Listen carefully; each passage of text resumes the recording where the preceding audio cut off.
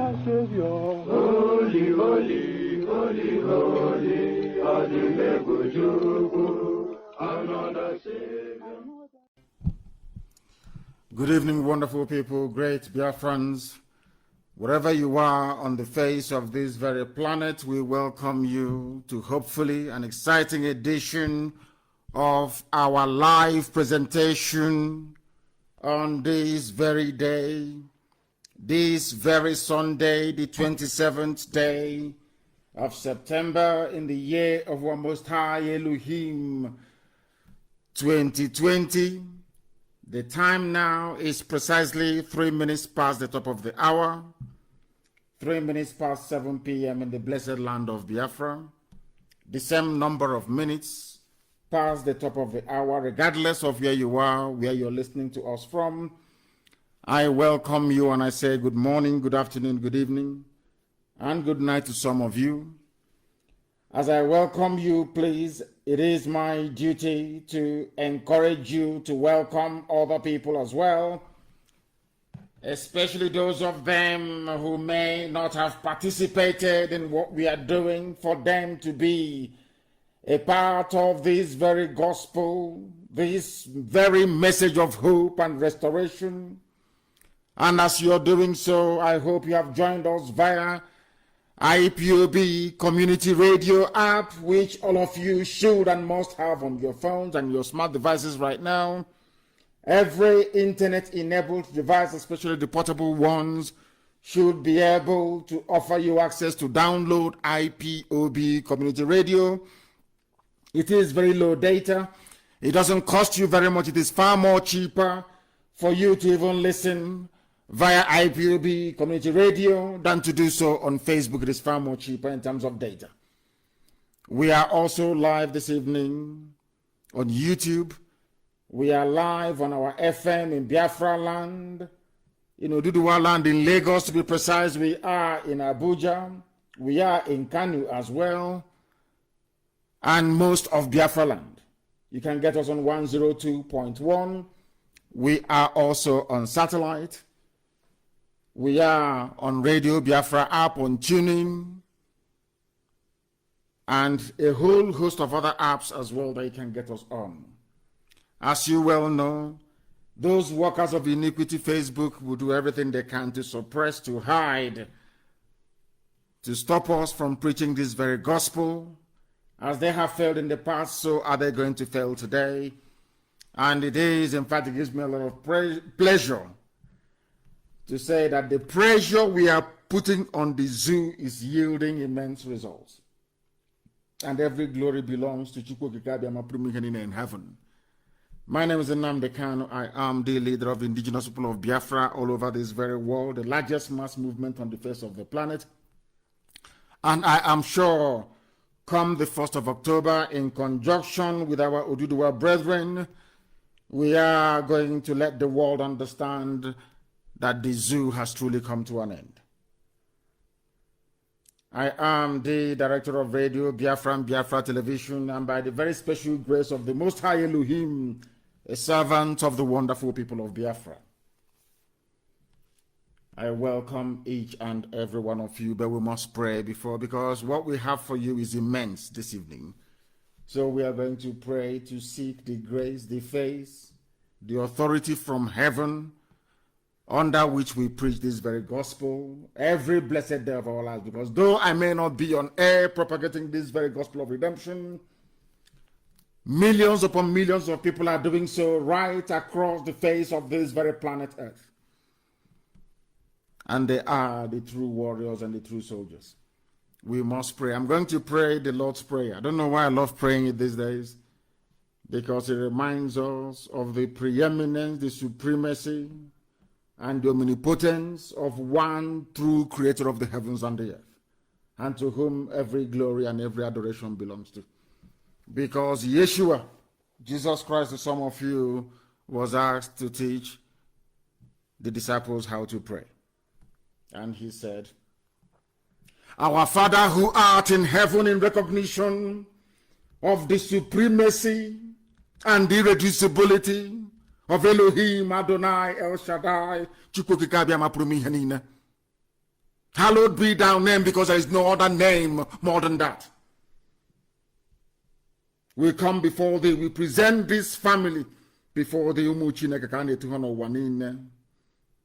in praise and in adoration of your holy name, because in good we will praise your name, in bad we honor thee as well. Let thy kingdom come, which is Biafra on this earth as it is in heaven. Give us this day our daily bread, and forgive us our sins as we forgive those who sin against us. Lead us not into temptation, but deliver us from evil. For thine is the kingdom, the power, and the glory, forever and ever we pray. He say, the Lord's Prayer that Jesus Christ prayed, Yeshua prayed, to let mankind understand that there is only one God in heaven. This evening we preach the gospel of heaven, that mankind may bear us witness, that in their time they came, and this very gospel was preached, and the whole world heard them, and those who were previously in bondage were set free. This evening we start with the damnable Zoological Republic.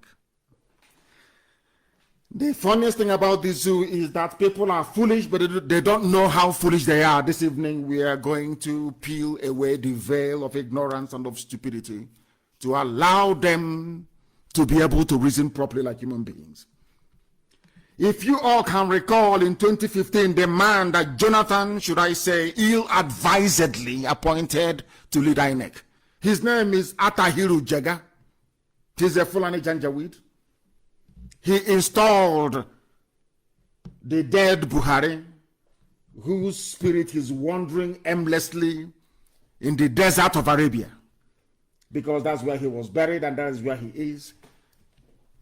His body can no longer be brought back to the zoo. That is the sacrifice he has had to make in order for the total Islamization of the damnable Zoological Republic to be accomplished by the likes of Garba Shehu and Atahiru Jega. You must listen to me very, very attentively this evening, morning, afternoon, or night, depending on where you are. This was the man who was responsible. And this is the game that the Fulanis play all the time. This evening, we are going to ask ourselves, who are those responsible for making the lives of the people in misery? Who are those responsible for the spate, or should I say, the ceaselessness of terrorism in the zoo? Who is to blame? After every analysis, you will come to the inescapable conclusion that Fulani is to blame. But how they manage to convince all of you to look elsewhere for your problems, or for the problems that they have created, is something that I cannot begin to fathom. Jega said something very important. He said, Nigeria's future is at stake, because they now know we have gone into an alliance with our Oduduwa brethren, and they know that this breed of Oduduwa agitators is not like anything they have seen before. This very crop is serious about liberating Yoruba land from the damnable Zoological Republic. They know how fanatical we are about Biafra. So they are panicking. And Fulani will do what Fulani always does, to try to dampen down the tension and try to convince you with warm words, to try to deflect and divert your attention away from the real culprits of the miserable state that the zoo is in. The very article that I'm sure that he co-authored is called Nigeria's Future at Stake Warns Jega, published by a zoo newspaper. Now listen very carefully, please. The former chairman of the Independent National Electoral Commission, from one Fulani man to another, because they need to control those who goes into power. His name is Professor Atahiru Jega. On Friday warned that Nigerians' future was at stake due to misgovernance. That is the word to note, misgovernance. In other words, misrule, corrupt leadership, inept leadership, leadership of Fulani mediocrity. He said misgovernance, which means that the country hasn't been governed properly. But this was the same man, in concert with Obama, decided to rig somebody they know is patently unfit into power in 2015. Luckily, the idiot died in 2017. And ever since, they have brought one plasticine after another, with a hyper-reality face mask to deceive all of you gullible zoo animals. Out of fear and cowardice, of course. None of you ever rose up to point out the obvious. Only us. Misgovernance. What I want to ask Atahiru Jega is, who are those governing the zoo? Who is misgoverning the zoo?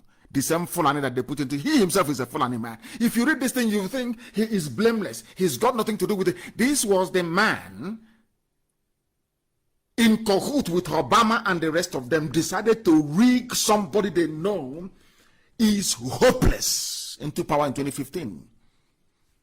Buhari, the late Buhari, was not an intellectual. He wasn't particularly an educated man. He didn't go to school. Of course, due to quota system, they kept pushing him because he's one of the few Janjaweeds who can actually stitch two sentences together in English, or be it in broken English. He was promoted. He was a genocidist. He was a murderer, a mass murderer and a killer who should have been tried in The Hague and jailed. But Britain, of course, is always there to save them. Britain is the godfather of Fulani people. They are there to ensure that the reign of mediocrity continues. They are there to ensure that Fulani's continuation in power is unimpeded, to also allow them unrestricted access to the natural resources we have in Biafra, which is mainly oil and gas. As simple as that. Everybody knows that. It's not hidden. Jega stated this. He was saying this at the inauguration of a 34-member policy advisory committee of the PRP, the old party of Aminu Kanu, People's Redemption Party, in Abuja on Friday. You know what he said? He asked Nigerians not to allow bad people to continue to misgovern the country by contributing to the electoral process. Now they want to shift your attention once again to go and vote. PVC, get your PVC, go and vote. When this idiot was the fool responsible for putting somebody they knew was so inept, somebody they knew was an ethnic jingoist, somebody they knew who was a bigot, somebody they know will entrench nepotism, somebody they know whose aim and mission is to Islamize, to finish the work that Othman Danfodio started. They knew all this. It was their plan. But look at how Jega very cleverly have removed himself to ask you, don't allow bad people. So if you're saying this in this day and age, in this era, in 2020, that means that bad people are in Asorok. That's what he's saying. Don't allow bad people to continue. It's simple English language. What he's trying to say is that there are bad people in Asorok. And if Buhari were to be alive, this idiot that put Buhari in power couldn't have been making such a statement. It is called common sense. Of course, it is quite elusive when it comes to black people. We don't reason very well. We don't put two and two together to give us four. Bad people, don't allow bad people to continue to misgovern. As I've been warning you over the years, every time they focus your eye on election, oh, maybe in 2023 you would elect somebody who is reasonable, who will turn things around. But then they will turn around and still tell you it's our turn in the north. We are born to rule. We must rule. And Britain, of course, will put their usual pressure. Those of you from the east will be bribed. Those of you from the west will be blackmailed or cajoled into submission. And the Janjaweed will emerge from somewhere to become your president, to make your life a misery. Atahiru Jega, you should contribute to the electoral process once again. So forget all your pains in 2020. In fact, in 2019, forget all your sufferings of 2020. Forget 2021. Forget if you may even live to see 2023. But please hope on 2023. Like those that will say, so the kingdom of heaven is very near. But they themselves, they are here with their private jets and having fun. They are here living in mansions, enjoying the heaven on this earth, but telling you to hope that heaven is coming. The same thing they are doing. These are the people that have stolen so much money to advance Fulani Janjaweedism across the entire zoo. Look at how he's coming out to speak, so that the Western diplomats will read this thing and say, oh, he's a very good man. He is not for bad governance, but he was the one that insisted that Jonathan must leave office. I know I'm mentioning the ex-president Jonathan this very evening because some idiots have come again. But they are going to fail, and they will fail very woefully. I will continue. The committee is made up of Jega, Mr. Richard Umoru, Professor Ifani Anibogo, Dr. Aminu Aliyu, Dr. Abdul Kader, Issa, Professor Amadu Sanda, Hajia Aishatu Dankani, among others. The former INEC boss, who is the member of the committee, said, I believe that all Nigerians can no longer sit on the fence. Are you listening? You can no longer sit on the fence, as everybody needs to contribute to the cleansing of politics in Nigeria. Everybody, now they know that things are bad. They have always known that is always their game plan. But because 200 million people or thereabout are saturated with stupidity, nobody can rise above the parapet of ignorance, I will call it, to see Fulani Janjaweed for what they are. All of a sudden, you are now acknowledging that the zoo is bad.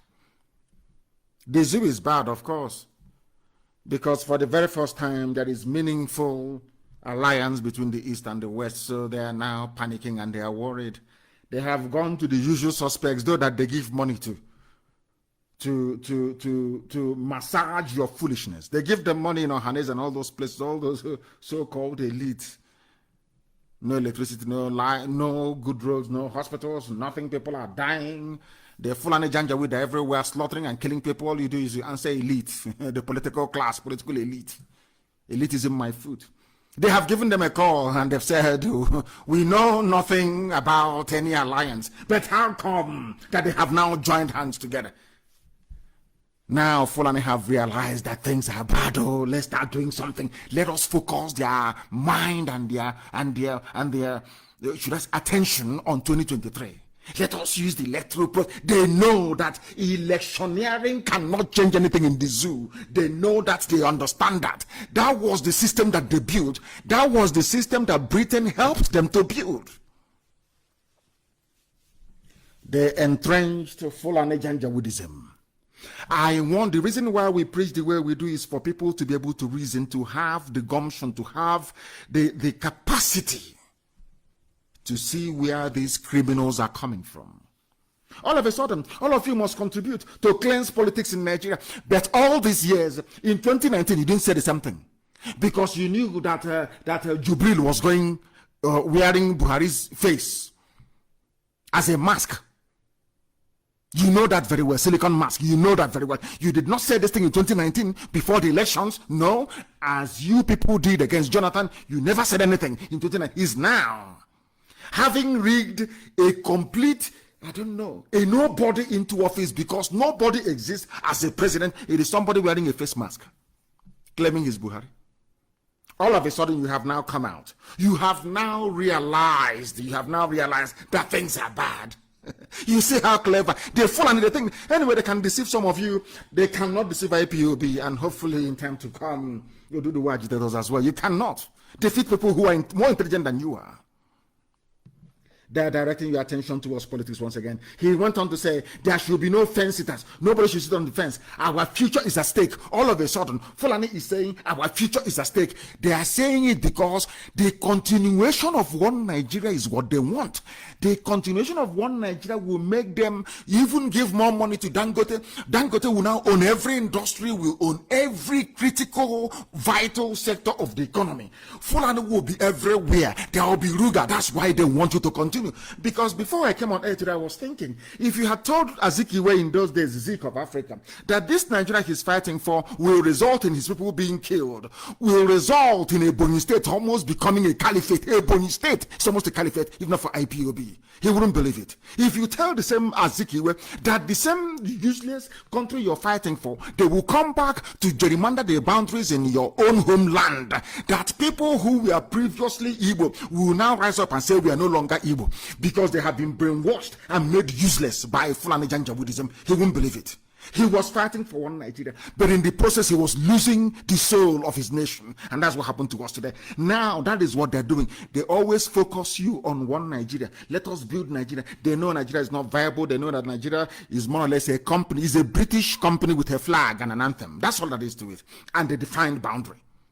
It is still a British company till tomorrow morning. It is still that same Royal Niger company. The same, it doesn't change. It is the same every blessed day. The Fulanis, they understand it. Britain that is controlling the zoo, they understand it. Once they keep as a fool, only an idiot will rise up and say, oh, I am Nigerian, I want to be part of Nigeria, to make Nigeria great again, or I want to help salvage the zoo.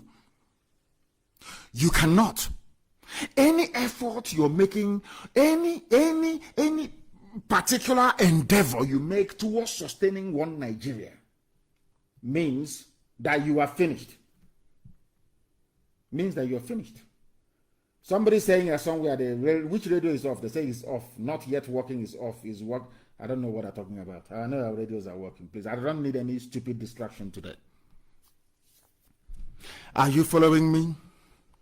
They want you to focus on election 2023. Maybe by then you will vote in a Messiah. This was the same people that told us that Buhari was a Messiah. He was coming to save everybody, to save everything. The idiot ended up making the zoo, Nigeria, the most terrorized country in Africa and number 3 in the whole world. This was an idiot that came into power claiming that they're going to turn everything around. With the help of Obama, with the help of Tinubu, they convinced them. And I'm very, very glad that all of, finally, our people in the West, the Yoruba race, can now see that thing we have always seen, that nothing good can come out of these people.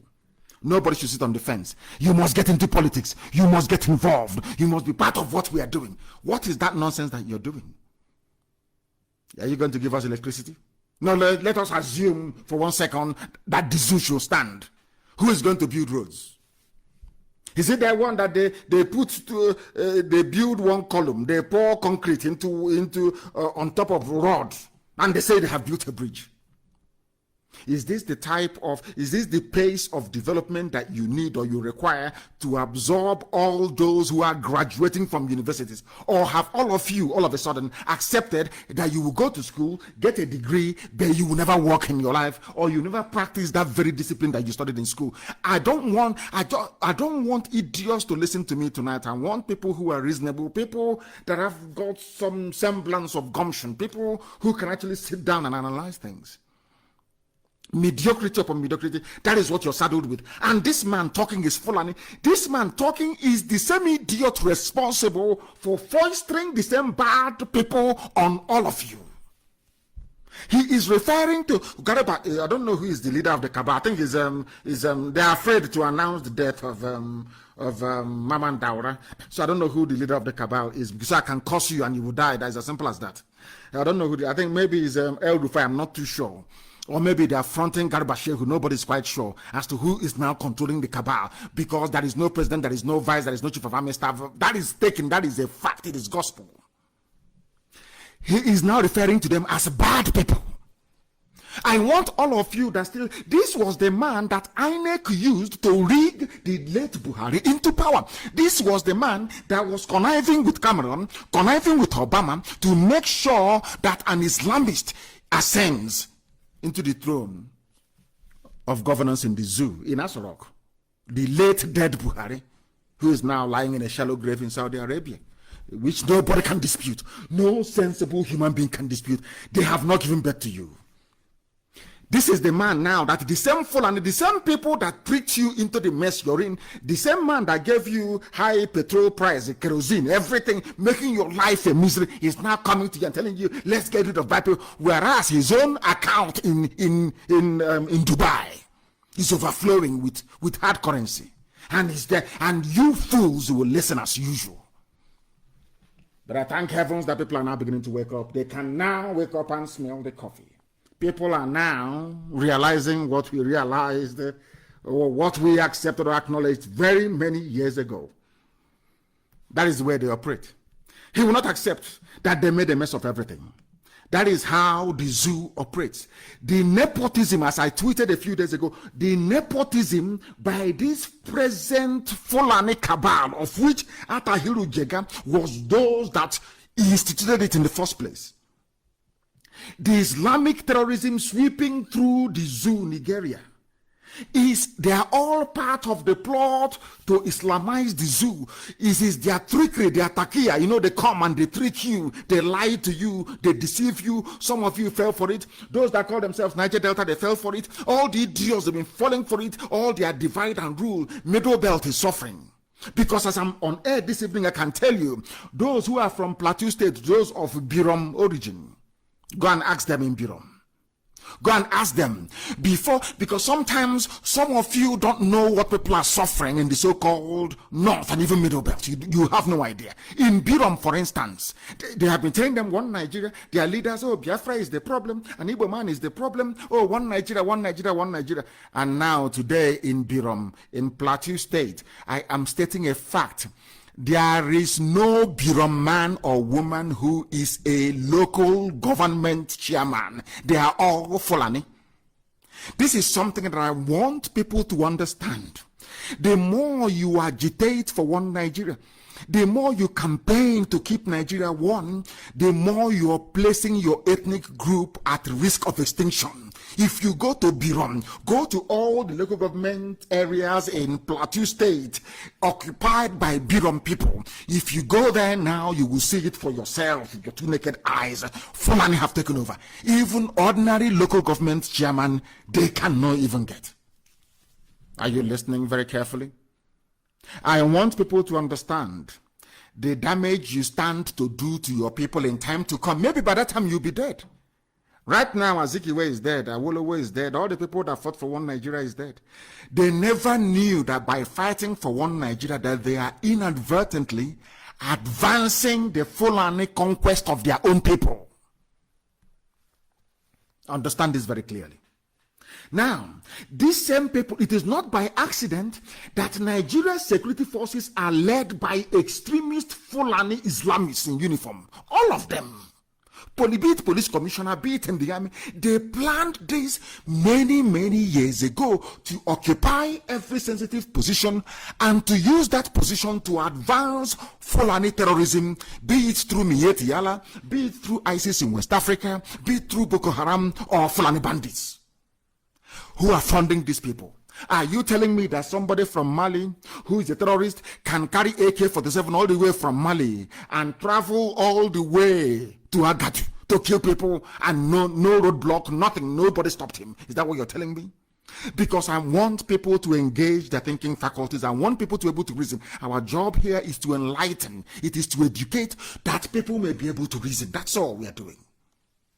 Are you telling me they say they are foreign bandits? Okay, let's assume that foreign bandits came from Niger, from Mali, from Chad, from elsewhere, all the Fulani terrorized territories to come into the zoo.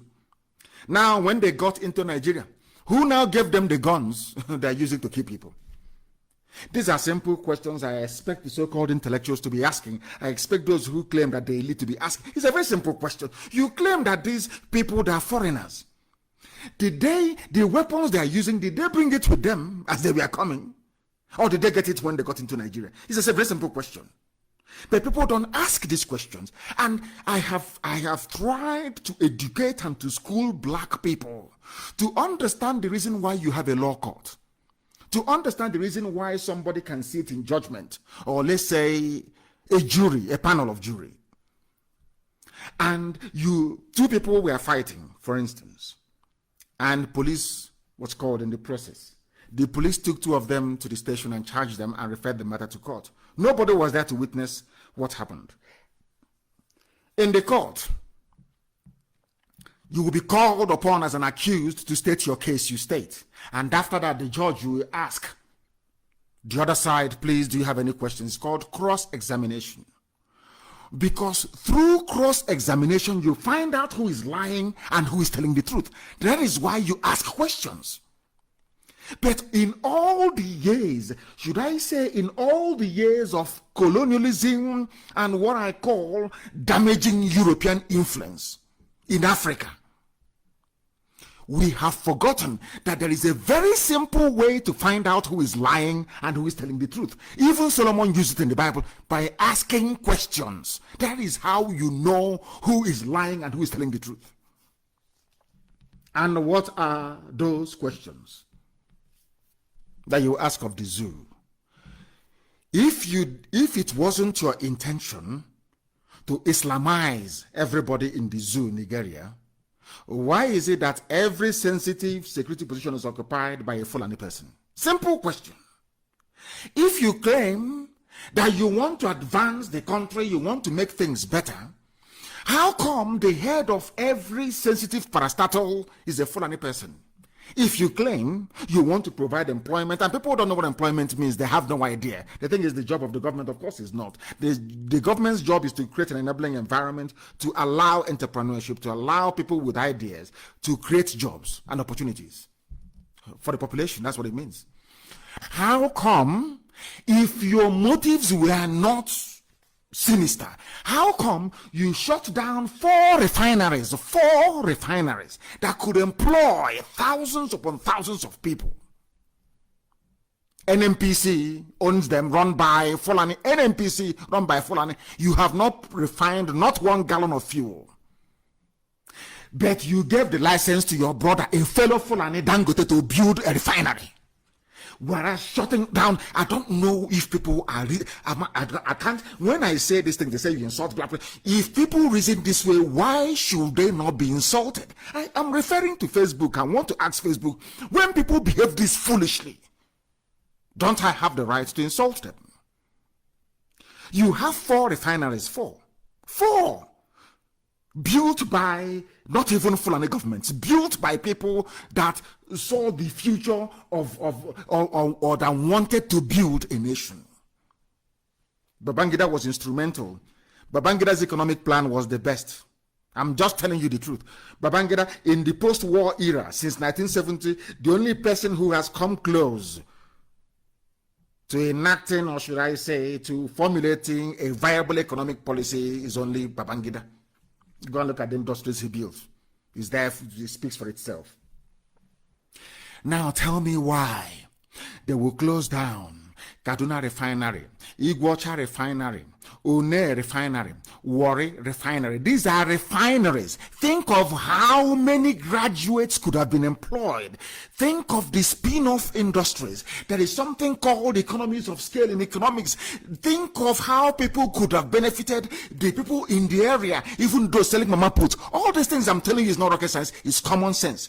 Now ask yourself, why would a people that claim, let's join hands together, let's vote and move the country forward, why would you close down all these refineries?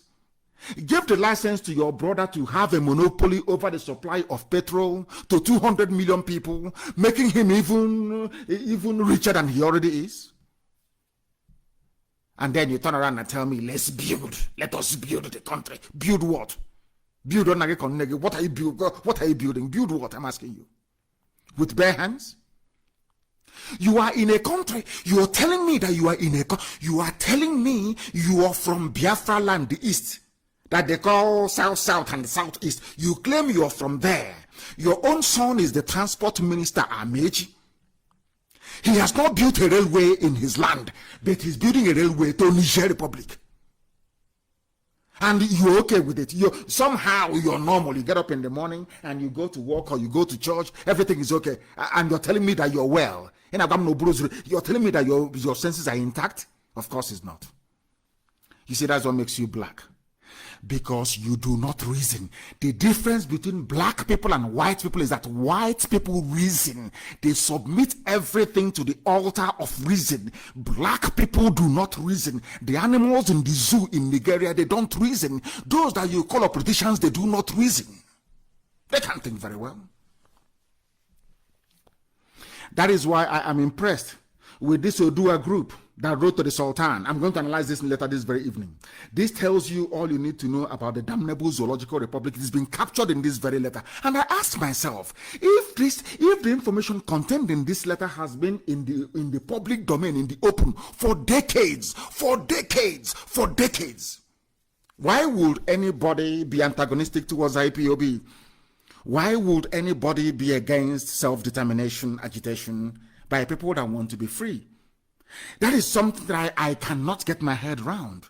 You have people who are from Biafra, from the east. You have people even from the west. You have people from the middle belt. That you even have some Biron people who are in the army and in the police looking for agitators to kill because of should I say, their backwardness. They don't know that their land has been taken over. There are Biron people who are in the army. There are Biron people who are in the police. If you ask them to go to MNA and shoot IPOB people, they go and they shoot. But their own village, their own local government has been taken over by the Fulani people. When I think of such people, I know that black people are intellectually deficient. I'm not insulting anybody. I am just stating the facts so you understand it. If what I'm saying is so painful, then you try and change. An Odua group has written to the Sultan of Sokoto. Open letter to the Sultan of Sokoto, Abubakar Said, and the Fulani leaders. The Sultan of Sokoto and Fulani leader, His Eminence Al-Haji Abubakar Said. Now listen, the State of the Union. We must note, first of all, that is an anomaly. Nigeria is not a nation. It is a contraption. It has never been a nation. If you doubt me, please go to Google and Google the meaning of the word nation. That is why I keep saying that in Biafra land, we will build universities with caution. Because as I said last week, the Nigeria as a contraption is not advanced enough to have a university because people do not learn. If you know the meaning of a nation, there is no way anybody in their right senses would refer to the zoo, Nigeria, as a nation. It is not. Now, I'll read this letter for you. It says here, we write this letter to you considering your importance as the head of the Fulani people in Nigeria, the Sultan of Sokoto. He is. You are also the head of Fulani Muslims in Nigeria. Yes. He is also the head of the every religious group he is the head. He is also the head of all traditional rulers in Nigeria. Only Fulani. Nachinama, they move cattle from place to place. Now listen. It is our hope, according to this Odua group, to the Sultan, that you will be able to share the thoughts expressed here with the 7 million Fulani people in Nigeria through your traditional means of communication. Fulani people in Nigeria, they are not up to 10 million. Not up to 10 million. In a country of supposedly 200 million people. 7 million only is holding all of you hostage. You are all hostages, all of you. You have been kidnapped. Some of you may not have been kidnapped in the real sense of the word, like taking you away or raping, Boko Haram raping you or whatever, no. Or like Leah Shwaibu or impregnating you, converting you forcibly to Islam, no. But all of you in your homes right now listening, you are all victims of Fulani kidnapping. You have been kidnapped politically, kidnapped religiously, you've been kidnapped socially, you have been kidnapped economically. You are nothing. Fulani have reduced all of you to their level, to their Janjaweed level. That is what they have succeeded in doing. But unfortunately, some of you are too blind or poorly educated to understand it.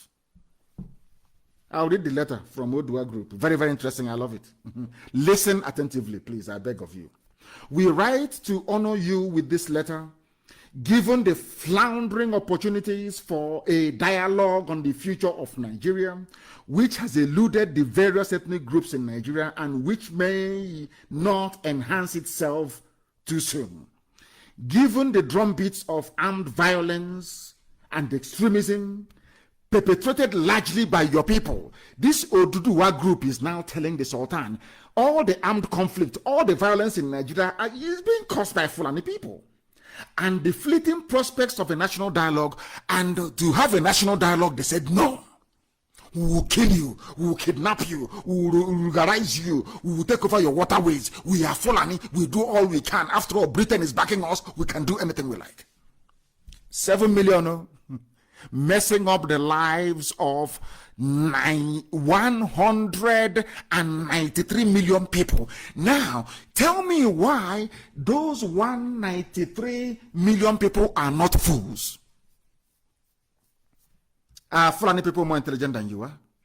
Are they more educated than you are? Ask yourself, how come all of you are sitting down there talking your useless one Nigeria as Fulani are busy encroaching to your towns, your villages, using terrorism, using everything they have in the books? I recall somebody who wanted to contest for election in Biafra land a few years ago. You know what they told him? People, you'll be shocked. People told him, please go to the north and look for one mayor or one Alhaji to sponsor you. For you to govern a state in Biafra land, you have to go to the north to get Fulani seal of approval, as the Supreme Court governor of Imo State did. I want people to appreciate this very broadcast this evening. Because according to this Yoruba group, they have told the Sultan to his face, Sultan of Sokoto, your people are the ones, Fulani, the same Fulani telling you about building the nation. They know that the best way to build the nation will be through a sovereign national conference, a dialogue to determine how people are going to live. They know that, but they will not ask for that. The only thing they will offer you is keep going to polling station, keep voting until one day, miraculously, one person will emerge as a good person and then will lead you into El Dorado, the promised land, paved with gold and silver, where the rivers will be flowing with honey and milk. Common sense. Ask anybody, what is the solution to the problem in the zoo? They will tell you it is a national dialogue by people who are serious, not by the compromised idiots. They know themselves. Will they do that very thing? The answer is no. They will tell you, go and vote, because they know if you vote, they will rig. They know if you vote, they will control. Don't you know that? I love this Yoruba group. What is their name again? I will get to their name later on. Given the drumbeats of armed violence caused by Fulani people are the ones killing people. Even a national dialogue, there is no more hope. They said restructure and Fulani said no. They said review constitution, Fulani said no. Because a Fulani man wrote the constitution. Had it been any other person that wrote that constitution and foisted it on Fulani, they would have changed everything by now. 7 million people enslaving all of you, 193. They come to you, they get one or two of your corrupt leaders, and they give them some chicken change. They go for a meeting in the house of Edwin Clark. Edwin Clark will call NMPC chairman and say, oh, do you know I have socio-cultural groups in my house? We are meeting from the south. The man will say, oh, okay, sir. Okay, sir. Okay, come, Bolaji, advance them 20 million from there, please. Yes, sir, take it as expenses. These people will come to the house of Edwin Clark. They share them 3 million, head of socio-cultural groups, and they go back. And the zoo is as bad as ever. And these people, they claim they love us, they are our leaders, they are our elders, and things are getting worse every blessed day, and they do nothing. All they do is and even before they issue their statement, they will say, oh, please, Abuja, I'm going to write something. Oh, don't mind me. Let us just say it. Our people are very restive. They are worrying. Please, let us just do something. Let us just make a statement. The last opportunity to constructively engage you and the Fulani nation is this letter. This is the last time, this Odua group is saying, this is the last time we are going to write to you in a civil manner, because the problem is getting out of hand. We, now here comes their name, on behalf of Akpapo Odua Koya, which is AOKOYA for short, the acronym, a coalition of several Ishekiri, Edo, and Yoruba groups, write with our deepest feelings about the Nigerian state and what appears to be the pitfalls that lie ahead, most of which are oiled and orchestrated by your own people, the Fulani, albeit consciously. In other words, as the parliamentarian said in the UK, Fulani know what they are doing. They are the ones pushing terrorism. They are the ones advancing Fulanization. They are the ones conquering you. As I said, I want you to ask any of your Birom friends in Plateau State. Ask them. You claim you are from Birom. You believe in one Nigeria. This thing you're doing, but in your village, in your local government, you cannot even be an ordinary local government chairman. This ties into what I said before. The more you support Nigeria, the more you put your race at risk. That is why anybody talking about one Nigeria from anywhere, that person is an enemy of his or her people. Because one Nigeria means this thing that Britain put together. And this nonsense Britain put together, they gave the powers to the Fulani. Power may come to your village for 4 years. After that, we'll go back to the north. And within a space of 2 years, they will destroy everything you have done. Look at a country that people that in the past had let me call them visionary leaders. They built 4 refineries. Four. People came in, Fulani came in, they shut down the entire, all refineries closed. And now, instead of reopening the refineries to employ people, since there is unemployment, they now gave license to one of their own to go and build 1 mega refinery in Lagos. And people watch these things every blessed day, and they're moving about, claiming that they're reasonable, that they're intellectuals, that they're well-read, that they're learned. And I'm saying, no, you're not. You're a glorified baboon. You know nothing. Your brains are empty. How can you claim you are intelligent? And 4 refineries that could employ an upward of 10,000 people is shut down. And you import petrol. You know, only that will let anybody who has brain in their skull to understand that these are not human beings. So the petrol you're importing from abroad, where did they refine it? In a refinery. The same refinery that you have. And to make matters worse, you're paying subsidy. You're paying subsidy. The money you claim you don't have, you're paying subsidy for imported petrol. I don't understand it. The same petrol is coming from a refinery abroad. The same refinery that you have in Iguacha. The same you have in One, the same you have in Wari, the same in Kaduna. Why, therefore, now let us assume that those people you are refining in their countries, that they decide to be like you and shut down all the refineries in their countries. Will you have any refinery? Where will you get your petrol from? Where will you get your petrol from, I ask you? Let me go back to this letter.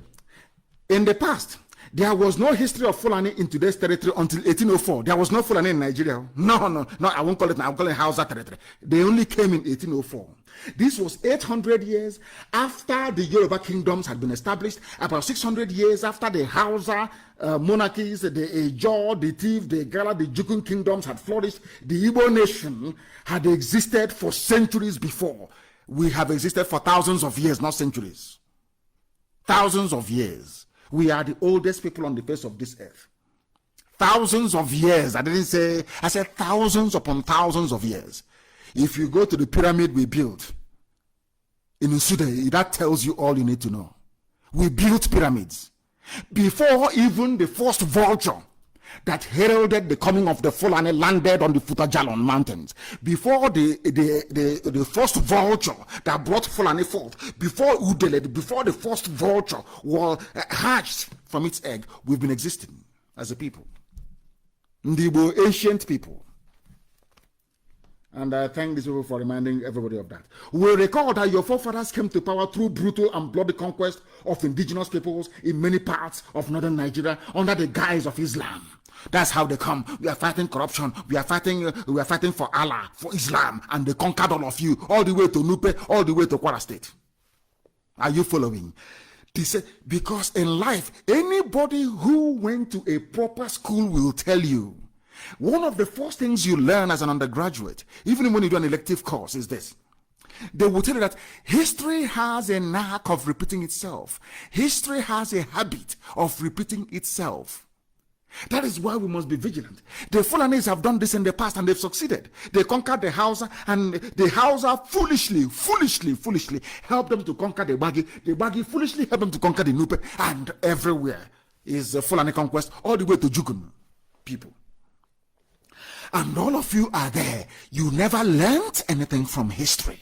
You never learned anything. You claim you have professors. There is no village right now that won't boast of having one professor. What does those your professors tell you? Do they educate you? Do they enlighten you at all? Do they actually tell you what life is all about? Has anyone actually sat down? I want to ask those propagating one Nigeria, have you actually sat down to read Fulani history? In fact, that's an assignment this evening. Anybody again who argues with you about one Nigeria or the need to preserve Nigeria or to make it one, no matter who the fool is, just ask the idiot. Please, I beg of you, go and study Fulani history. And after studying Fulani history, you then come back to me and let's have a debate about one Nigeria. You will see that they will repent overnight. You will see that what Fulanis are doing today is a consistent pattern of conquest. That's what they have done from day one. They came into the place called Zoo in 1804. They deceived the Hausa people. The same way they're deceiving some of you today. Every time, 4 years time, voting somebody who is good. We are looking every 4 years. And as you're focusing on every 4 years, they're encroaching, they're advancing. Using terrorism, using the Nigerian army, using the Nigerian police, who are now admittedly working for Mieti Yalam. Encroaching until what happened to Birom people will not happen to you. That in Birom land, there is no local government where you have a Birom person. They are finished. Is it what you want to see happen to your people? I ask you. That is why everywhere people are rising. And very soon, of course, Middle Belt will rise. You will see it. Just watch and see. Because if you don't rise up, they will swallow you up. The Hausa people failed to rise up. I will continue. We recall that your forebears came. The Fulanis came through brutal and bloody conquest of indigenous people. They took over everywhere. They spread their Islam even to Yoruba land. Hausa land like Katsina, like Kanu, was swept to one side. As I have written yesterday, even Kanem Brono Empire collapsed. Constant pressure from the Fulani. The Shehu of Brono kept resisting, but they kept fighting until they whittled them down. They couldn't defeat them. That was why they stopped Boko Haram. Why do you think Boko Haram is in Brono? Some of you don't know anything. Why do you think Boko Haram, their epicenter, the epicenter of their struggle is in Brono State, where they want to set up a caliphate?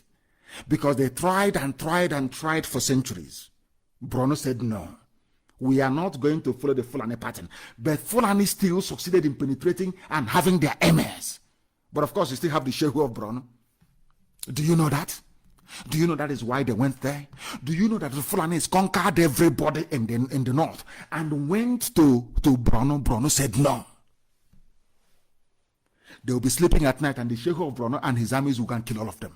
Are you aware of that history? Some of you don't know the Fulani. That is why when I see a fool, when I see a compound illiterate mouthing their rubbish one Nigeria, they don't know they are digging their graves, or should I say the graves of their own people.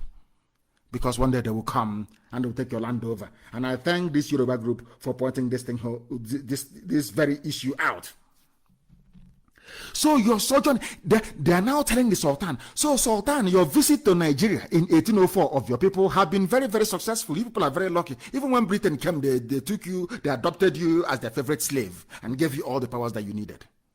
And people claim, what I find astonishing, are you telling me that this history now, being enumerated by Akwapo, Odua, Koya, are you telling me it's not been there? These things are in your library. If you go to your libraries, they are there. If you go to the internet, they are there. You will know how they came about. You will know how the Fulanis came. A country of over 300 ethnic groups was handed over to you, a foreigner. I love these people. If they can keep up this tempo. Yoruba are now waking up. They're now writing. Yoruba is saying that people who are indigenous to the land when you came was handed over to you very cheaply. First, through conquest, and some of it's part by you who never owned an inch of land. Do you know that the Fulani, they are not telling you, we want Ruga, we graze our cattle in the forest, we do our business in the bushes. Mietela is telling you, and some of you, even the media, the useless journalists will be there writing, oh, they do their business in the bush. Let me ask Fulani, you want pathway to come into my forest to come and graze your cattle? Did you bring land when you were coming from Futajalam? Where is your land? Did you ever own land before? You're a nomad. You don't own land anywhere. You are a wandering tribe of beasts. Where on earth have you owned land before? What is the problem in Mali? Some of you don't know the problem in Mali is Fulani. So you don't know? You've heard about Mali. Jonathan is going to do peace. Do you know that Fulani is the problem? Are you aware of that? Are you aware?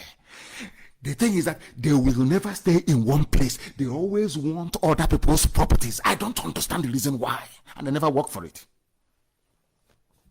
The British in 1960, according to this very letter, the British in 1960 the British left in 1960 and you emerged as the main benefactor. Even though your people were not known to have fought for independence. Which Fulani man fought for independence? There's nobody. Did the Fulani people fight the British? No. They welcomed them.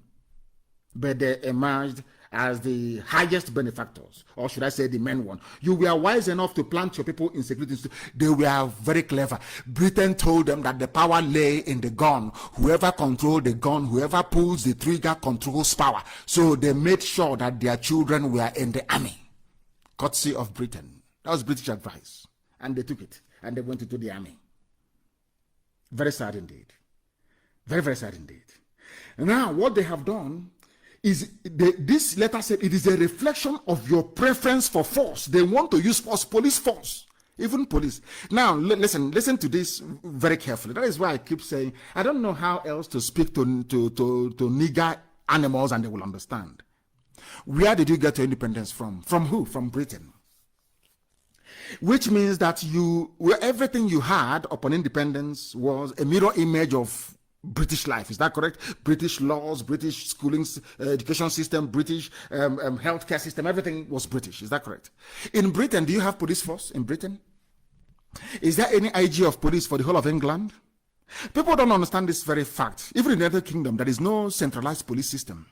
Yorkshire have their own police. Essex have their own police. Central London have their own police called the Metropolitan Police. Everybody, if you go to Kent, Kent has its own police. If you go to Merseyside, which is Liverpool, they have their own police.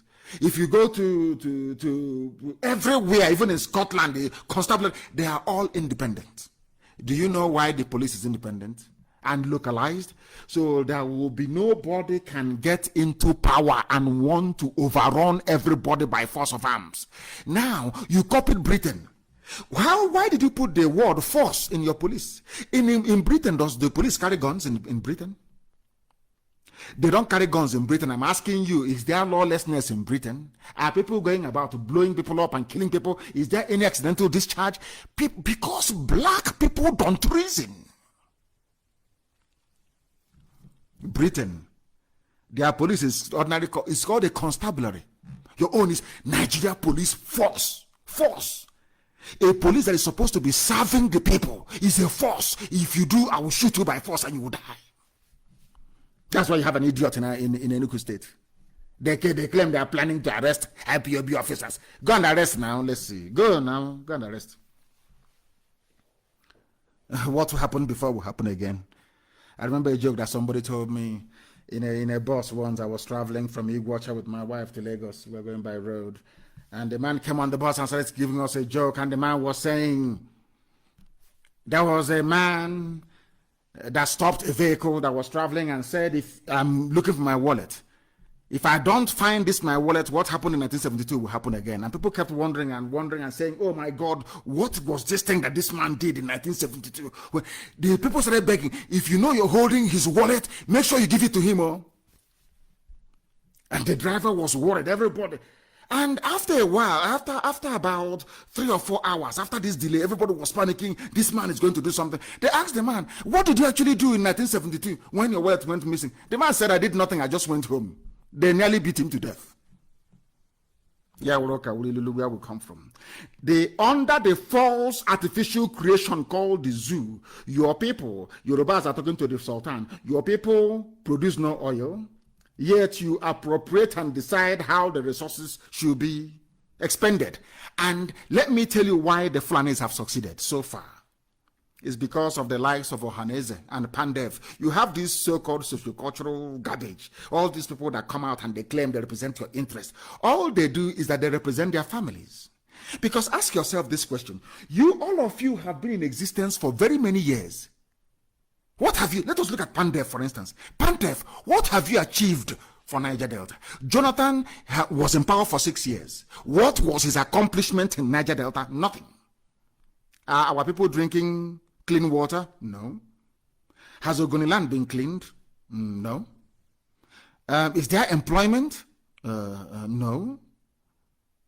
Is there any, in what way does government benefit ordinary people? No, none. There's nothing.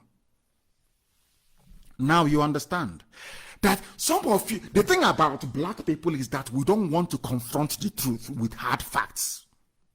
That is the difference between IPOB, what we are doing on Radio Biafra, and any other group of people. We tell you the truth. If you like, you get upset. If you like, you eat your own flesh. If you like, keep turning around like a aeroplane turner. Eventually, you will come to the inescapable conclusion that we are right. They've done nothing for you.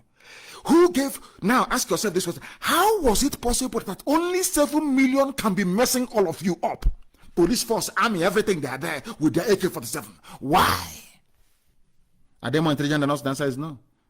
Because inside us, there are people who are compromised. I call them the modern day warrant chiefs. They give them some money and they sell their soul and their conscience. There is a new brigade, the Go and Vote Brigade. You have your hope on the next election. Now, every election is an opportunity for you to have hope that things will be better. And you know it never gets better with the zoo. The letter is very long. I'm going to publish it after this very program. I'll put it on my wall so you can go through it. In fact, the invasion of Yoruba land by Fulani headsmen is there. People say, oh, why are people agitating? Why is IPOB collaborating with our Yoruba brethren? Why won't you? All our lives are in danger. We are dying. Fulani want to encroach. They want to go past Kwara State. They want to move all the way to the lagoon in Lagos with their version of Islam. And you think it's Islam. Of course, it's not Islam. This is a Fulani political strategy. If you don't understand, once they install their MA, it's over for your village, as they're now doing in Ebonyi State. Dave Umahi went and took money from Islamic Bank. People don't know that we know all these things. You build a market, you build 2 flyovers, you tar 1 road, it's on the internet, people are, yes. But meanwhile, 1/4 of Ebonyi State has been taken over by Fulani Janjaweed. They're in our forests. They are killing our daughters. It is there in broad daylight. They think we are foolish. They think we don't know anything. That's what they think. That is why they can rise up and say, oh, we're not going to sit at home. People should walk about. But during COVID-19, you were sitting at home. You did not think of family then. We were the ones that sent palliatives to. I sent palliatives to Ebonyi State. You can see the way people reason. They think they don't know that we know the strategy of Fulani. Fulani will give money to Dave Umahi and say to him, oh, please, try and build 1 flyover, build 1 market, do this and do that. After all, Samegu did this. Samegu came in and built roads in Ebonyi. In return for those loans, you allow Mieti Allah access. They can settle anywhere in Ebonyi. Ebonyi was their target. To do to Ebonyi what they did to Benue State. To take over Ebonyi as an Islamic state, and we said no to it. Till tomorrow morning. We are saying no, and they know it now. They know. Very, very well. That is what they want to do. That is, as long as you remain in one Nigeria, the pressure from the Fulani will always be there to take you over. If you don't know, let me tell you.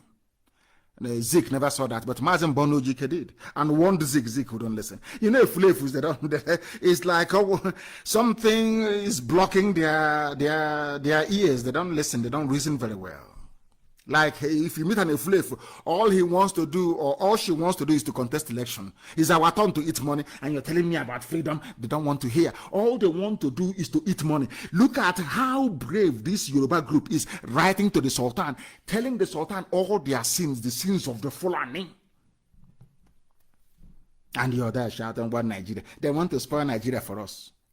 Go to your village and see what they're doing to it. I feel sorry for those in the Middle Belt.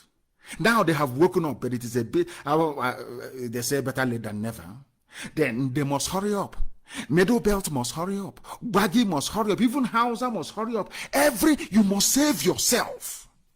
You must save. Forget all this garbage Hausa Fulani. It's not like Hausa Fulani.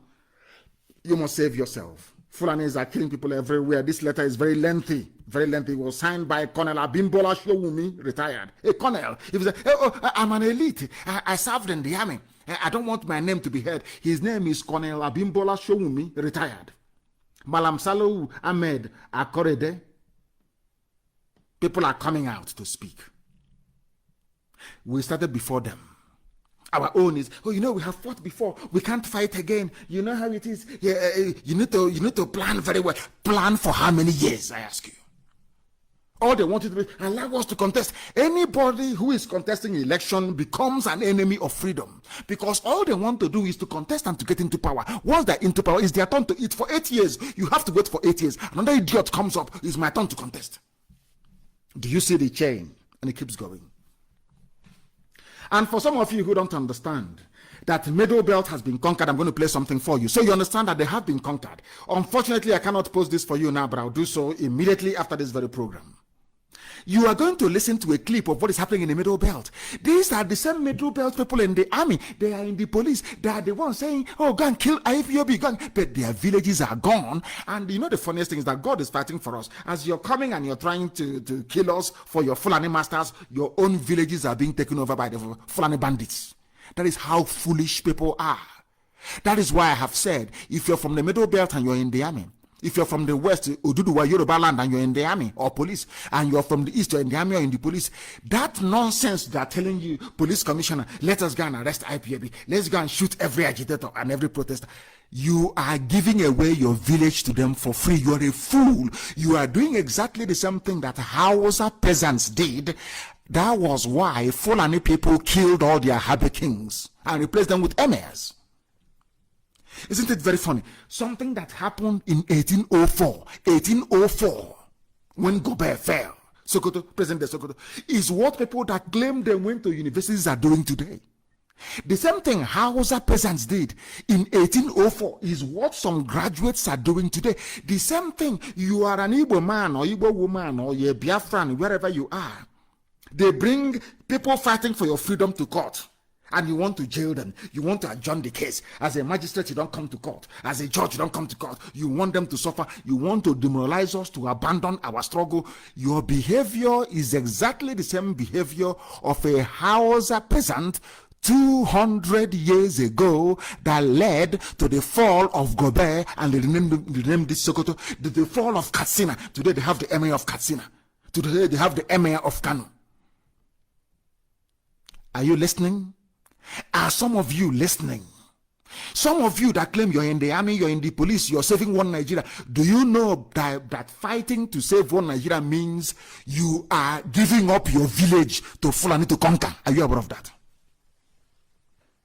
I want to play something for you, because some of you are dumb, very, very dumb and foolish indeed. But I must wake you. It is our duty to wake you up. And we are doing so and doing so diligently. And we are not stopping. I want to let people in the Middle Belt understand. You are in the Middle Belt, you are in the army. We are going to shoot at them. We want to arrest them. We want to conquer them. We want to help our... You are helping Fulani conquer your village. Listen very carefully to this, please. Listen very, very carefully. Listen. In March 7 to 12, 100 churches in Zaria City were burned down, and over 300 Christian homes and businesses, cars, and a couple of people killed and destroyed. Yes, Middle Belt. I was the leader then of the Christian Association Zaria chapter. Are you listening? In 1987, in March 7 to 12, 100 churches in Zaria City were burned down, and over 300 Christian homes and businesses, cars, and a couple of people killed and destroyed. In Zaria. I was the leader then of the Christian Association Zaria chapter. Yes. And the Lord asked me to tell the people to do nothing. Yes. And I wrote that letter. It was circulated, and the Christians watched as their businesses were being destroyed, homes killed. This by Fulani. In 2010, I was in Jos as bishop. Same Middle Belt. To the date, 7th to the 12th of March, 3 villages in the near outskirts of Jos. Muslims massacred men, women, and children. Are you listening? And the church leaders, we were all convinced to beg the villagers and those that survived and the entire Christian community to do nothing. Yes, Christians do nothing. As they cried until their voices were dried up, tears dried up, and there was nothing more to cry, and they just watched. In 2006, over 40 people came to my house to kill me. It turned out I postponed my return home, and they met my wife. They did unspeakable things to her. They raped her, left her half dead and totally blind. Are you listening? You are from the Middle Belt. One Nigeria. One Nigeria. He was a one Nigeria, no? He was in Zaria. They killed Christians. They killed... What they mean by Christians is that they killed the local populations, people who actually own the land. In that Zaria, they have the emir of Zaria, who is a visitor. He ran to Jos. They met him in Jos. He escaped, but they got his wife and they raped his wife. He's a very brave man. I'm going to give away this video to our people that do live videos so they can analyze it. Are you following what we're saying? Are you listening? You see, I keep saying it, as I said before, when I went to university in England, One of the first things that I had in mind was to, as I told my father before I went to England, is to understand how Britain brought this problem to us. And of course, to study and to research the level of stupidity in the brain of a black man. People wonder why I speak the way I do, why I curse and I insult black people. Because if I don't curse and insult black people, that area of your brain that harbors stupidity will continue to grow. So we need to diminish it. This is Nigeria for you. The man is giving you dates from years back, his own personal experience. The wife was raped in front of, defiled by Fulani Janjaweed. In the same country, they ask you, oh, come on, please go and vote. Vote in 2023, vote in 2099, vote in 2098. People are foolish. The same people, Christians from the Middle Belt, Southern Kaduna, in Jos, Biram, as I said to you.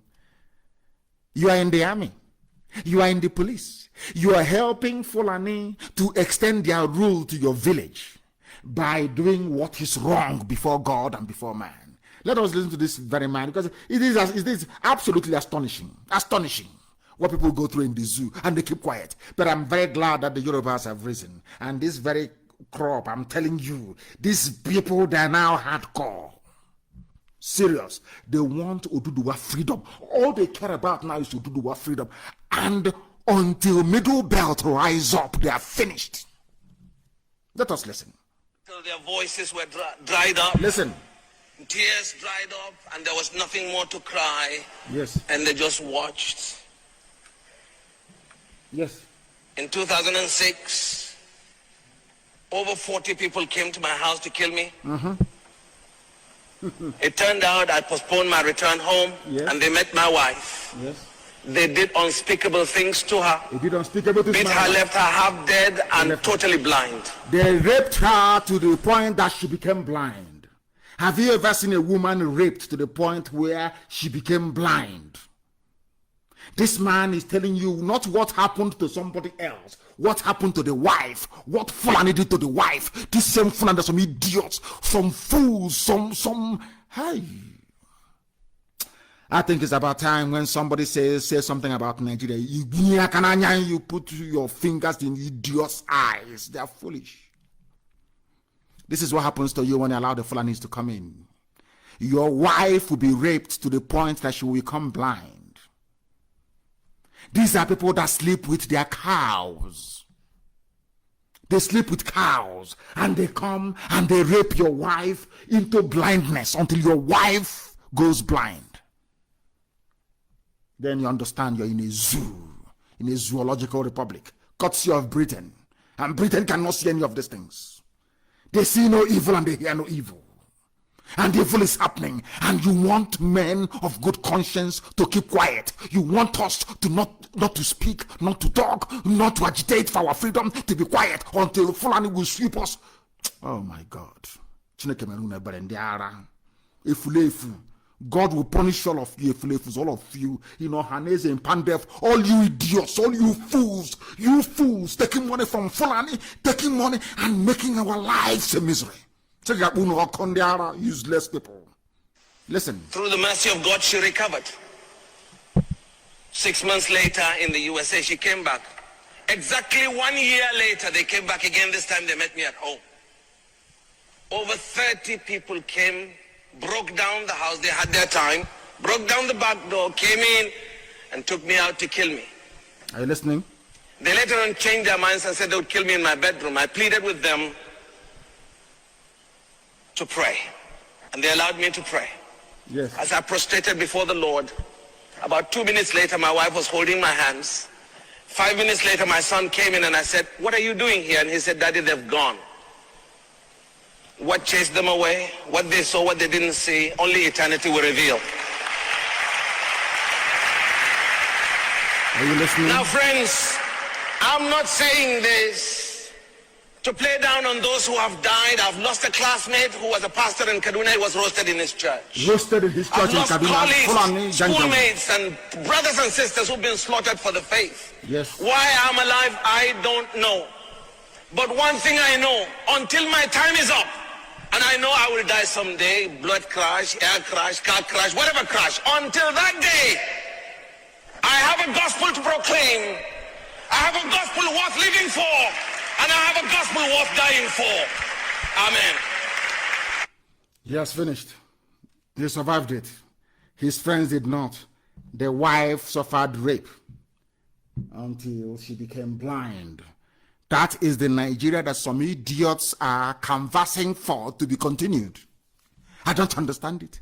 Some of you don't learn. People from the Middle Belt, they told them, man is your problem, Biafra is your problem, go and fight them, go and kill them. They came to our land and they killed over 5 million people. Today, are they not being killed by the same people? Today, I don't know, are they not in the forests of Yoruba land? Are they not in their forests killing them? Those that said, oh, we are Niger Delta, we are South. Have you been spared? Are you not being killed? Do you see where we came? Where Chukwuka Biama determined that we should come. Now, this man is from the Middle Belt, the same Middle Belt that Go On comes from. Somebody said his name is, I don't know what his name is, this Jonah Jang. He said that the problem in the zoo, the Fulani problem started after Go On was overthrown. I don't know how grown-up men in the zoo, Nigeria, especially some of them you call your elders, how they can be so deceptive. They are liars, selective in what they wish to recall, and they come and they spew out outright lies. Look at this very man telling us that problem started. Was Go On not the problem? Go On was a Christian. Go On was fighting for one Nigeria. I want to let a look at, if you want to see how sad your lives are, look at Go On. Go On was a head of state. He was a Christian. They brought him out. He thought he was fighting for one Nigeria, but today go to his village, go to his state. What is happening to him? They got what's his name? T.Y. Danjuma. He was fighting for one Nigeria. He was going to kill you. He was killing Igbo people. He killed Ironsi. He was fighting to kill everybody. He was so deadly during the war. Because they told him the problem you have is Biafra is an Igbo man. Go and kill him. He went. Today, the same man is lamenting because they never learned anything from history. That is how Fulani operate. Today, they have gone to police stations and to army barracks to tell them, hey, IPOB is the problem. Nnamdi Kanu is the problem. Go and kill him. Go and kill every IPOB officer. But these are idiots from the Middle Belt. These are officers in the army and police from the Middle Belt. In their own villages, Fulanis have taken over. And the same Fulani is telling you to go and kill IPOB, kill Nnamdi Kanu, kill everybody, and you are doing it. Can you see how foolish you are? All of you, even those working in the courts in our land, do you see how foolish you are? So you don't know, by detaining somebody who is agitating for your freedom, you are helping the Fulani to advance into your village and take it over. Look at Jos, what is happening in the Middle Belt. You had a living testimony. How Nigeria's problem started with the coup that overthrew Go On, Jonah Jang, people talking. These are the so-called elders, people lying. He never knew that Go On should have insisted on the implementation of Aburi. Aburi is the same restructuring they're clamoring for today, you know. The same restructuring. Every idiot now is, let's restructure, let's have a dialogue, all that rubbish. Imagine 193 million people begging 7 million people to have a dialogue. Have you seen anything more stupid in your life before? 193 million people begging 7 million people, please, can we have a dialogue? I have never seen such idiocy only in Africa. That was why only 5,000 Europeans conquered the whole of Africa. We are foolish to the bone marrow. Jonah Jang, a former Plateau State governor, the same Plateau that is being ravaged today. They were the ones that fought the war against Biafra. They knew that Ojukwu went to Aburi to negotiate for restructuring, for regionalization. The same thing that you have in England. But England said, UK said no. I don't understand it. The same thing. Go On came back and was overthrown. Now he's saying that it was the overthrow of Go On when they were being lied to. When that's the thing about our people, very, very envious. People are very, very individualistic and selfish, envious. And Ojukwu went to Aburi to negotiate the restore after 50 years. After 50 years, the same thing that Ojukwu saw, the same thing that Ojukwu fought for, is what they are now. Everybody is now clamoring and fighting for it.